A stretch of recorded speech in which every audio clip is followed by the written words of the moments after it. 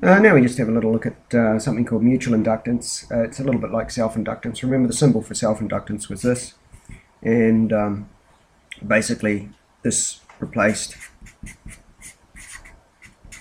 Faraday's law for the voltage induced in a coil when there was a change in flux in it.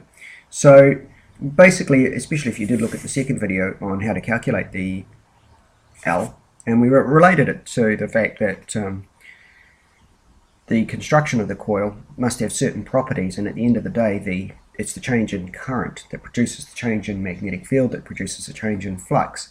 So we were able to have this constant that we created. Now, mutual inductance, we have another constant, and we give it the symbol M. And so it's very similar in that we're going to end up with that, which is at the voltage between two coils. But this time we have two coils. So the situation is called mutual inductance because we have two coils. So it could be that we had a situation like this and a situation like this. We can call this coil 1 and we can call this coil 2. And for these two coils, we can work out, and we can do it from first principles. We can work out the mutual inductance, just like we did for a single coil.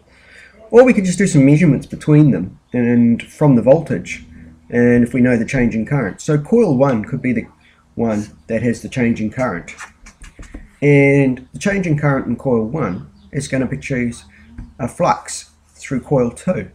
And the change in flux in coil 2 is going to induce a voltage in coil 2.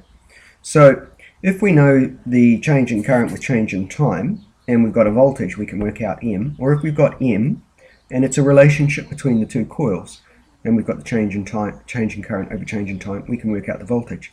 So similar situation, used for two coils, and this is going to be helpful when we get to look at transformers.